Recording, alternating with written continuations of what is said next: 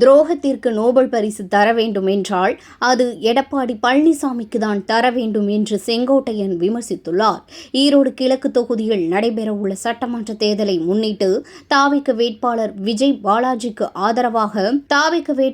விஜயபாலாஜிக்கு ஆதரவாக மரப்பாலம் பகுதியில் தேர்தல் பிரச்சார கூட்டம் நடைபெற்றது.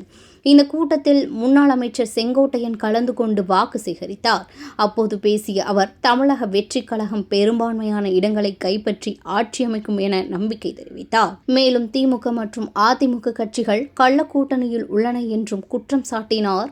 அதிமுக ஆட்சி காலத்தில் அமைச்சர் ஏவாவேலுக்கு மருத்துவக் கல்லூரி அமைக்க அனுமதி வழங்கப்பட்டதாகவும், தற்போதைய ஆட்சியில் ஈரோடு மாவட்டம் அத்தானி பகுதியில் ரூபாய் 2 கோடி மதிப்பீட்டில் எத்தனால் தொழிற்சாலை அமைக்க எடப்பாடி பழனிசாமிக்கு நெருங்கியவருக்கு அனுமதி வழங்கப்பட்டுள்ளதாகவும் அவர் தெரிவித்தார்.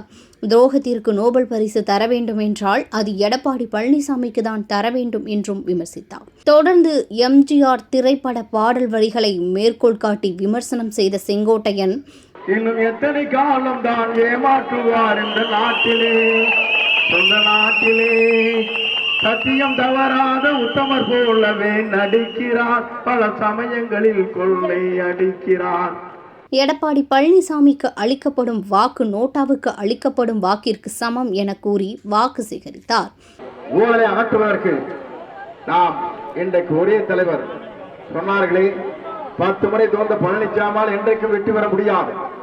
ஏனென்றால் அவருக்கு போடுகிற ஓட்டு நோட்டாவுக்கு போடுகிற ஓட்டை அப்போதான் செல்லாத ஓட்டாக மாறிவிடும்.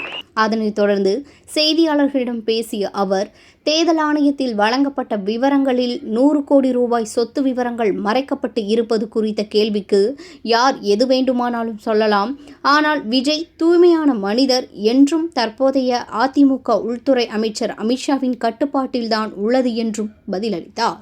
யார் எது வேண்டுமானாலும் கருத்தை சொல்லலாம், அவரை பொறுத்தளவு தூய்மையான மனிதர். அதிமுக தற்போது அமித்ஷா கையில இருக்கிறத ராகுல் காந்தி குற்றம் சாட்டிருக்காரு.